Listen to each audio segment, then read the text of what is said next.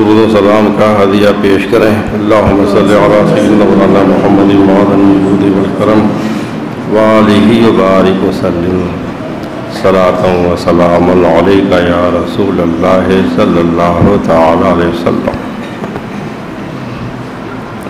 حضرات، آج ہم اللہ کے محبوب رحمت عالم صلی اللہ تعالی وسلم کے ایک سچے عاشق کے کچھ حالات بتاتے ہیں۔ سیدنا حضرت بلال بن رباح حبشی رضی اللہ تعالیٰ عنہ، ان کی اسی محرم کے مہینے میں 20 تاریخ ان کے وصال کی تاریخ ہے۔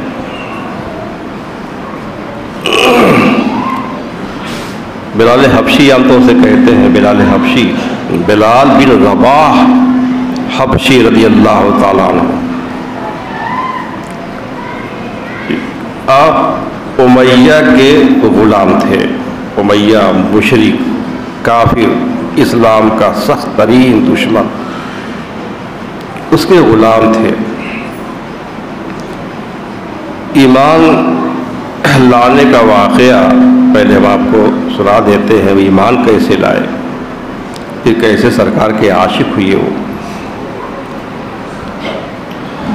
ابھی چند مسلمان ہوئے تھے، حضور نے نبوت کا اعلان فرمایا تھا، ابھی چند مسلمان ہوئے تھے۔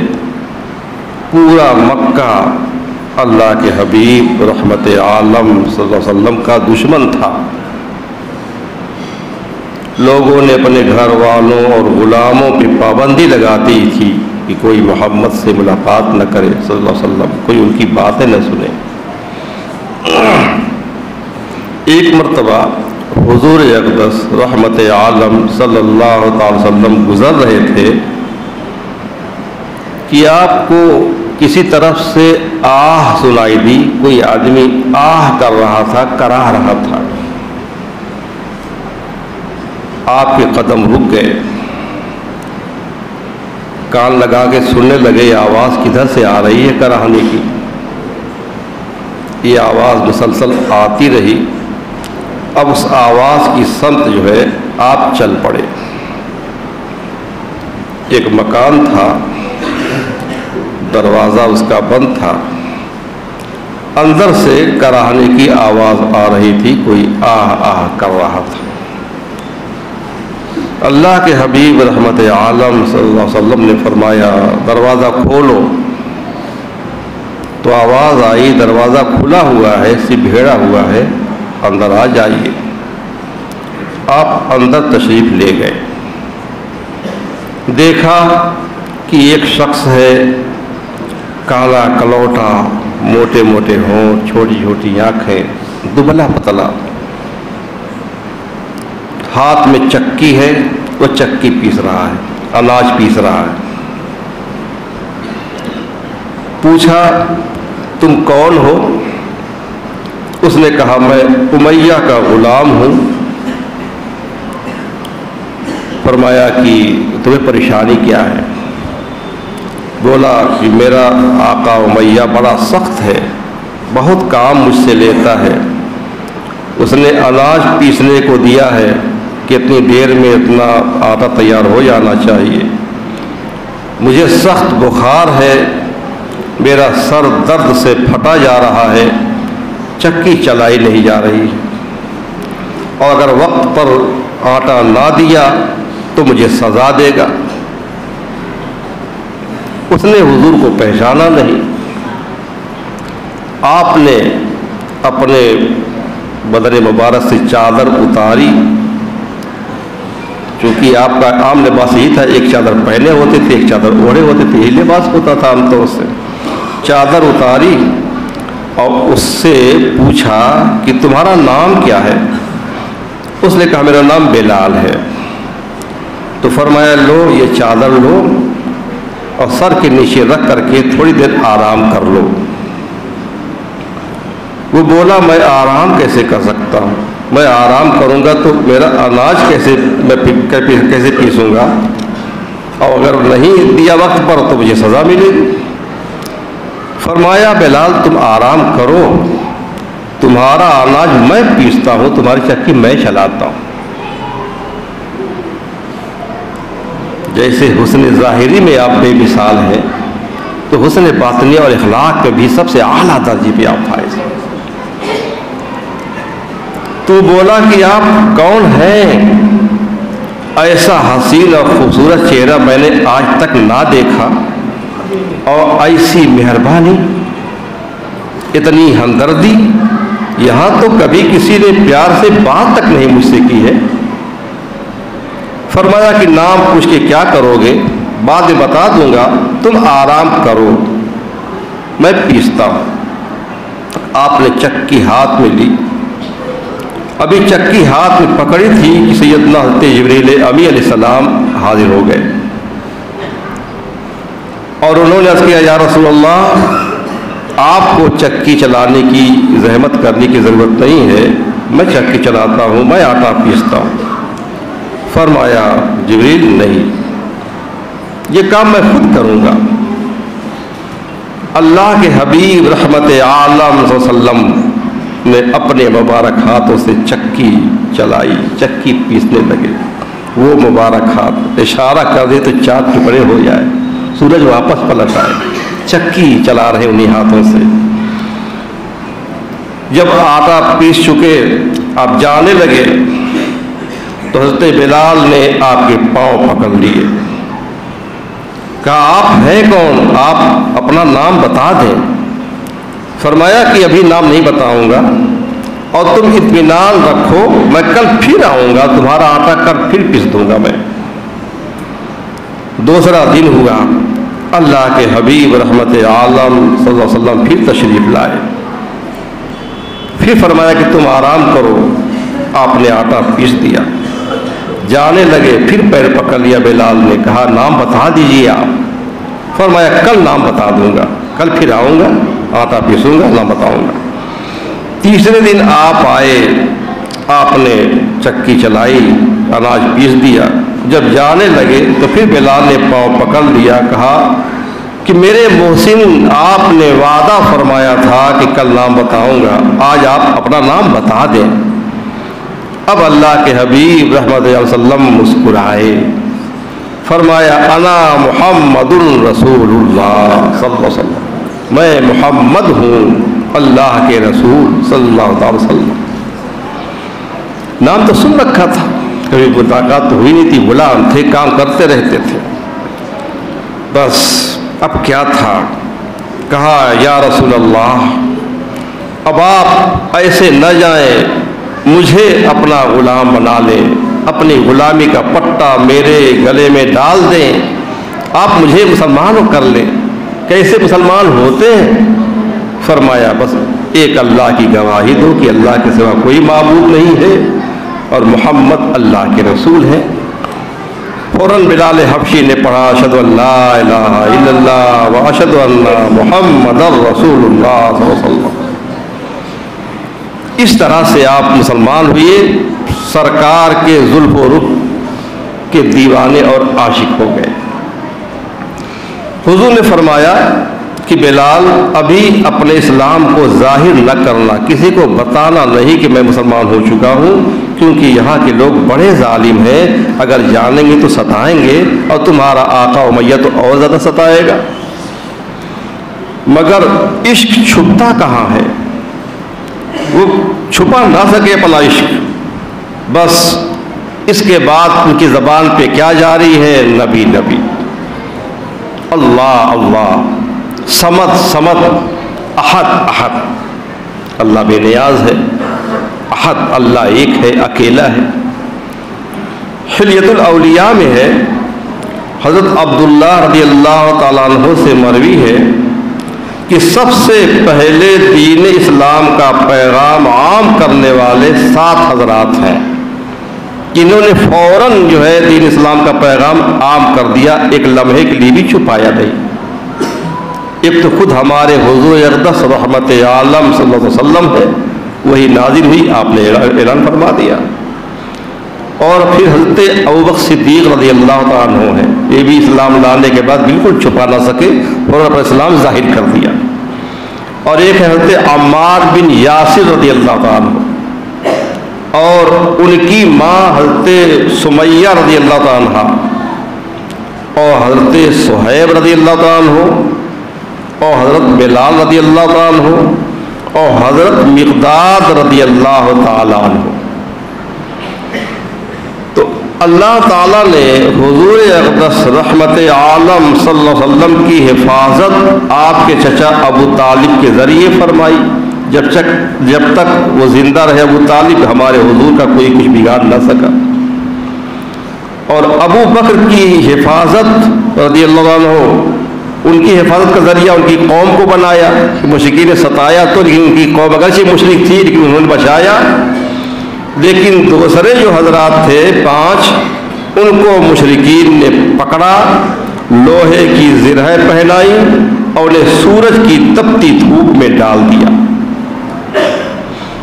بہرحال حضرت بلال حبشی کہتے رہے نبی نبی، اللہ اللہ، صمد، احد احد۔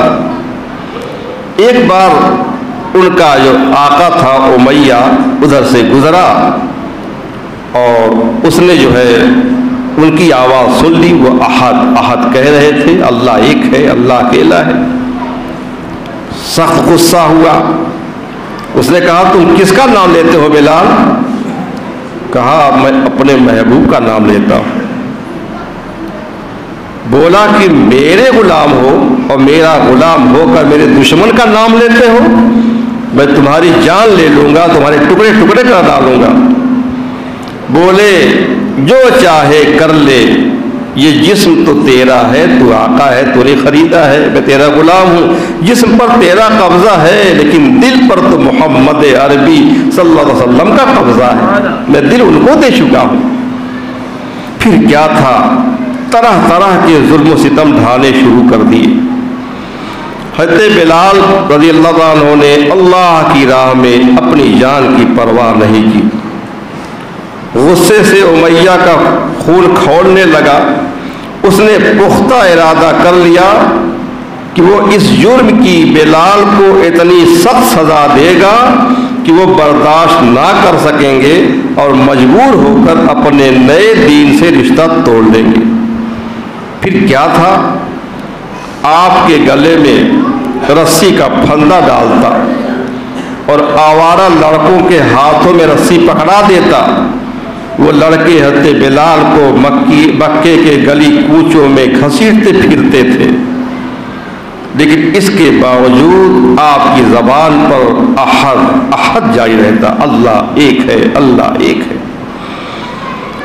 حضرت حسان رضی اللہ عنہ فرماتے ہیں کہ میں اسلام قبول کرنے سے پہلے ایک مرتبہ مکہ آیا ہوا تھا، میں نے بلال کو دیکھا کہ ان کے گلے میں ایک لمبی رسی تھی، اسے بچوں نے پکڑا ہوا تھا اور انہیں کھینچ رہے تھے، اور بلال کہہ رہے تھے احد احد انا اکفر باللات والعزى وہبل ونائلہ، اللہ ایک ہے، اکیلا ہے، میں انکار کرتا ہوں لات کی خدائی کا، عزا کی خدائی کا، ہبل کی خدائی کا، نائلہ کی خدائی کا۔ یہ ان کے بت تھے، لات، ہبل، عزا اور نائلہ۔ تو ایک تو سزا دینے کا انداز یہ تھا، اور امیہ کا دوسرا انداز سزا دینے کا یہ تھا کہ پہلے وہ آپ کو بھوکا اور پیاسا رکھتا، پھر دوپہر کے وقت جب دھوپ خوب سخت ہو جاتی اور ریتیلی زمین تانبے کی طرح تپ رہی ہوتی تو وہ آپ کو اس تپتی ہوئی زمین پر لٹا دیتا تھا، پھر بھاری بھرکم پتھر آپ کی چھاتی پر رکھ دیتا تھا اور کہتا تھا کہ اے بلال تو محمد کا دین چھوڑ صلی اللہ علیہ وسلم اور لات اور عزا کی پوجا کر، ورنہ اسی طرح تڑپتا رہے گا اور تڑپ تڑپ کر مر جائے گا۔ آپ آدھے بے ہوش ہو جاتے، نیم بیہوشی کے عالم میں بھی یہی جواب دیتے تھے، احد احد انا لا اشرک باللہ شیئا انا کافر باللات والعزیٰ، اللہ ایک ہے، اکیلا ہے، میں اپنے رب کے ساتھ کسی کو شریک نہیں کر سکتا، میں لات اور عزیٰ کی خدائی کا انکار کرتا ہوں۔ حضرت عمرو بن عاص رضی اللہ تعالیٰ عنہ کہتے ہیں کہ ایک روز میں بلال کے پاس سے گزرا، انہیں گرم کنکریوں پر لٹا کر عذاب دیا جا رہا تھا، اور وہ کنکریاں اتنی سخت گرم تھیں کہ اگر گوشت کا ٹکڑا بھی ان پر رکھا جائے تو ان کی گرمی سے پک جائے۔ اس کے باوجود بلال کہہ رہے تھے، انا کافر باللات والعزیٰ، میں لات اور عزیٰ کی خدائی کا انکار کرتا ہوں۔ امیہ یہ سن کر اور غضبناک ہو جاتا اور انہیں مزید ستانے لگتا، ان کے گلے کو زور سے دباتا کہ چھوڑ محمد کا دین ورنہ مار ڈالوں گا صلی اللہ علیہ وسلم، یہاں تک کہ وہ بے ہوش ہو جاتے۔ ایک روز سرکار اقدس رحمت مجسم صلی اللہ علیہ وسلم کا ادھر سے گزر ہوا، جہاں حضرت بلال کو ستایا جا رہا تھا، سزا دی جا رہی تھی، اور وہ کیف و مستی سے سرشار ہو کر نیم بے ہوشی کے عالم میں بھی احد احد کے نعرے بلند کر رہے تھے۔ رحمت مجسم صلی اللہ علیہ وسلم نے اپنے ستم جھیلنے والے غلام کو یہ خوشخبری سنا کر مطمئن کر دیا کہ بلال گھبراؤ نہیں، تمہاری پریشانی کا دور اب ختم ہوا۔ سجنجی کا احد احد، جو جس ایک رب کو تم پکارتے ہو، جس ایک رب کے لیے تم نے تمام باطل خداؤں کو چھوڑ دیا ہے، وہ رب بہت جلد تمہیں جو ہے ان سزاؤں سے نجات دے گا۔ پھر آپ کی خوشخبری کا وقت پورا ہو گیا۔ ایک روز آگ کی طرح سلگتی ہوئی ریت پر آپ کو امیہ نے لٹایا ہوا تھا، آپ کے سینے پر بھاری چٹان رکھی تھی کہ وہاں سے سیدنا حضرت ابوبکر صدیق رضی اللہ عنہ کا گزر ہوا۔ اپنے دینی بھائی کو اس حالت میں دیکھا، ان کا دل بھر آیا۔ امیہ کو فرمایا، لا تتق اللہ تعالی فی ھذا المسکین حتی متی تعذبہ، اس بیچارے مسکین کے بارے میں تم اللہ سے ڈرتے نہیں؟ کب تک اس بے کس پر یوں ظلم کرتے رہو گے؟ امیہ بولا، اے ابو بکر، تو جیسے لوگوں ہی نے اسے خراب کیا ہے، اگر تمہیں اس پر بہت زیادہ ترس آتا ہے تو اس کو چھڑا لو، مجھ سے خرید لو۔ تو حضرت صدیق اکبر نے فرمایا کہ ہاں میں اس کو خرید لیتا ہوں، میرے پاس ایک حبشی غلام ہے جو اس سے زیادہ مضبوط اور توانا ہے، وہ تیرے مذہب کا ہے، وہ بھی مشرک ہے، ایسا کر وہ غلام تو لے لے اور یہ کمزور غلام مجھے دے دے۔ امیہ نے کہا مجھے یہ سودا منظور ہے۔ حضرت صدیق اکبر نے اپنا جوان طاقتور غلام امیہ کو دے دیا اور حضرت بلال حبشی کو خود خرید لیا، خود لے لیا۔ پھر بلال کو اپنے محبوب رحمت عالم صلی اللہ علیہ وسلم کی بارگاہ میں لا کر کے پیش کر دیا اور عرض کیا کہ یا رسول اللہ، آپ کے روئے زیبا کے صدقے میں نے بلال کو آزاد کر دیا۔ سعید بن مسیب سے مروی ہے کہ ابوبکر صدیق نے بلال کے بدلے اپنا جو غلام دیا، اس کا قسطاس نام تھا، اس کی قیمت کئی ہزار دینار تھی۔ وہ صدیق اکبر کے ایک کاروباری ادارے کا انچارج تھا۔ اتنا قیمتی غلام دے کر ایک کمزور بلال کو لے لیا، کیونکہ بلال اب بے قیمت نہیں تھے، ایمان لا چکے تھے، عاشق رسول ہو چکے تھے، ایمان اور عشق مصطفیٰ نے ان کو انمول بنا دیا تھا۔ جب مشرکین کو پتہ چلا کہ ابوبکر صدیق نے اتنی گراں قیمت ادا کر کے امیہ سے بلال کو خریدا ہے اور پھر اسے آزاد کر دیا ہے، تو یہ بات ان کی سمجھ میں نہ آئی اور حیرت کا اظہار کرنے لگے۔ ان میں سے ایک نے کہا کہ حیرت کی کوئی بات نہیں ہے، بلال نے ابو بکر پر کوئی احسان کیا ہوگا، اس احسان کا بدلہ چکانے کے لیے ابو بکر نے اسے خرید کر آزاد کر دیا۔ اب صدیق اکبر کے اخلاص پر شک کیا اس نے۔ صدیق اکبر کا تو ہر کام صرف اور صرف اللہ کی رضا کے لیے ہوتا تھا۔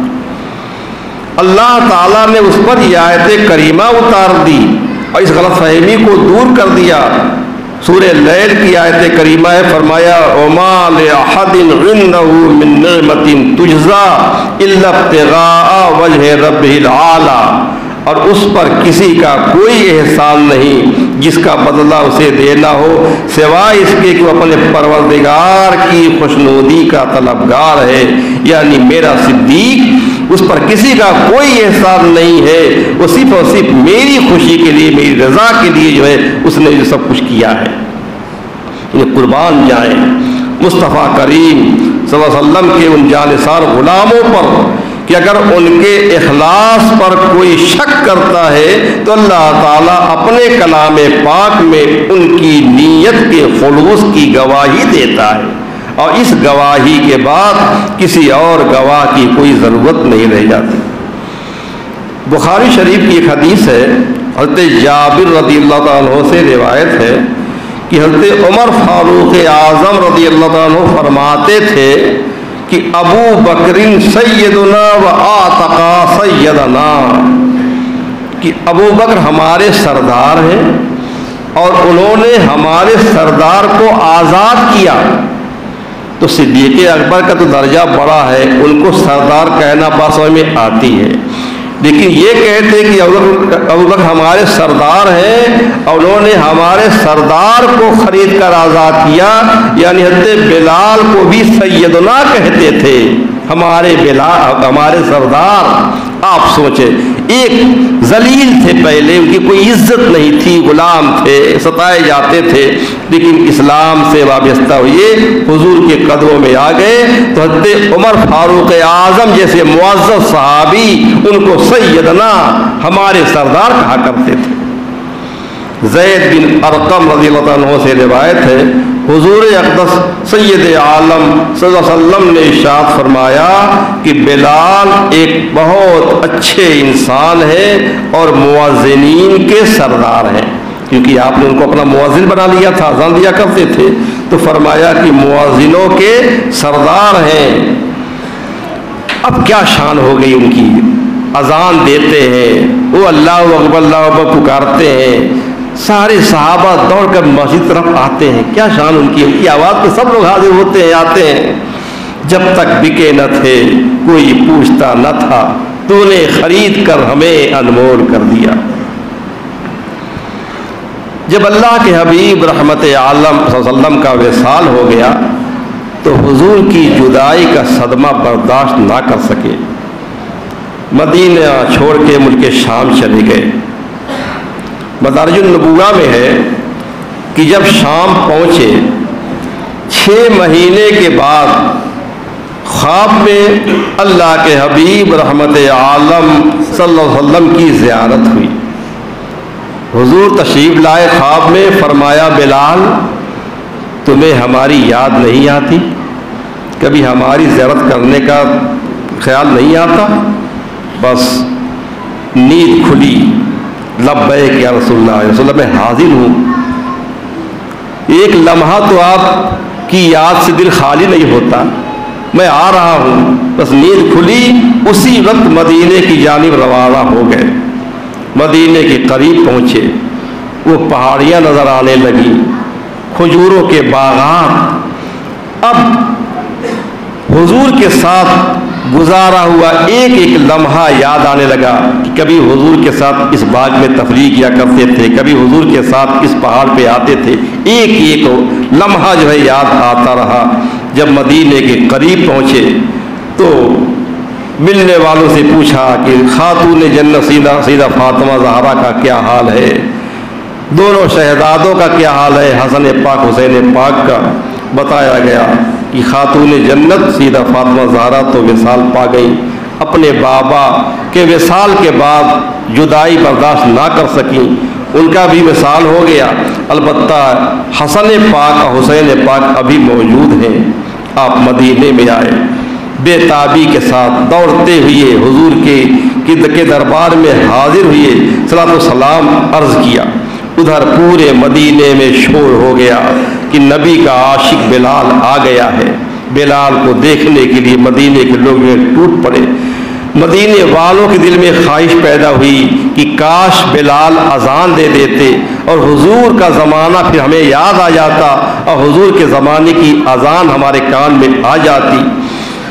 سب کو شوق ہوا کہ بلال اذان دے، لیکن کسی کی جرأت نہ ہوئی۔ لوگوں نے امام حسین سے کہا، شہزادے ہم سب کی تمنا ہے کہ بلال اذان دے، حضور کے زمانے کی اذان ہم سننے کے لیے بے چین ہیں، بہت دن ہو گئے ہیں، آپ کی بات وہ نہیں ٹالیں گے، اگر آپ حکم دے دیں تو اذان دیں گے۔ حسین نے کہا کہ بے شک میں بھی چاہتا ہوں کہ بلال کی اذان سنوں، مجھے بھی بہت دن ہو گئے، میں کہتا ہوں بلال سے کہا، بلال میری یہ خواہش ہے اور پورے مدینے والوں کی خواہش ہے، آپ اذان دے دیں، ہم اذان سننے کے لیے بےتاب ہیں۔ بلال نے کہا کہ شہزادے آپ کا حکم ہے، اس لیے میں اذان دیتا ہوں، ورنہ میں نے تو اذان دینا بالکل چھوڑ دیا تھا۔ اب اس جگہ کھڑے ہوئے جہاں حضور صلی اللہ علیہ وسلم کے سامنے اذان دیا کرتے تھے، اذان کہنا شروع کی۔ جیسے ہی اللہ اکبر کہا، پورے مدینے میں گریا طاری ہو گیا، لوگ دھاڑے مار مار کے رونے لگے، حضور کا زمانہ یاد آ گیا۔ جب کہا اشہد ان لا الہ الا اللہ، لوگوں کا رونا اور زیادہ ہو گیا، اور جب کہا اشہد ان محمد رسول اللہ، ایک دم کوہرام مچ گیا۔ اس سے پہلے ہوتا کیا تھا، حضور سامنے ہوتے تھے، حضور کا چہرہ دیکھتے تھے، اشارہ کرتے تھے اشہد ان محمد رسول اللہ، میں گواہی دیتا ہوں کہ اللہ کے رسول جو ہے یہ محمد اللہ کے رسول ہے۔ آج جب یہ کہا اشہد ان محمد رسول اللہ تو عادت کے مطابق نگاہ اٹھ گئی کہ حضور کا چہرہ دیکھ کر ان کی رسالت کی گواہی دیں، لیکن آج حضور نہ تھے، یہ ایسی اذان تھی، حضور سامنے نہیں ہے۔ یہ منظر وہ برداشت نہ کر سکے، اذان پوری بھی نہ ہوئی، بے ہوش ہو کر گر گئے۔ اس کے بعد پھر آپ ملک شام چلے گئے اور وہیں ان کی وفات ہوئی۔ علامہ حلبی نے لکھا ہے کہ حضرت بلال حبشی رضی اللہ عنہ کی وفات کا جب وقت آیا تو آپ کی اہلیہ آپ کے سرانے بیٹھی تھی، شدت غم سے ان کی زبان سے نکلا واہ حزنا، ہائے میرا رنج و غم۔ ان کی بیوی نے کہا ہائے میرا رنج و غم۔ اس نزع کی حالت میں حضرت بلال یہ سن کر خاموش نہ رہ سکے، فرمایا یہ مت کہو بلکہ یہ کہو واہ تربا، کیا خوشی کی گھڑی ہے، کل ہمارے اپنے پیاروں سے ملاقات ہوگی۔ اللہ کے حبیب اور آپ کے صحابہ، کل ہمارے پیاروں سے ملاقات ہوگی، اس سے اچھی اور گھڑی کیا ہو سکتی ہے۔ آج پھولے نہ سمائیں گے کفن میں آسی، جس کے جو جاتے ہیں اس گل سے ملاقات کی رات۔ پھر آپ کا وصال ہو گیا۔ آپ کی وفات 20 محرم سن 20 ہجری یا 18 ہجری میں ہوئی۔ مولا تعالیٰ ان کے عشق رسول کے صدقے ہمیں بھی سچا عاشق رسول بنائے۔ فاتحہ، سورہ فاتحہ پڑھ کر ساتھ سورہ اخلاص پڑھیں۔